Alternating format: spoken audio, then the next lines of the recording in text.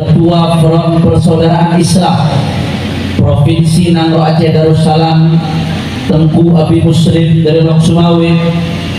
Juga hadir di sini Abu Tanjung Bungo, Abi Ja'far Lung Angin, dan Bupati Aceh Timur, mantan Bupati Aceh Timur, serta Kodim Aceh Timur.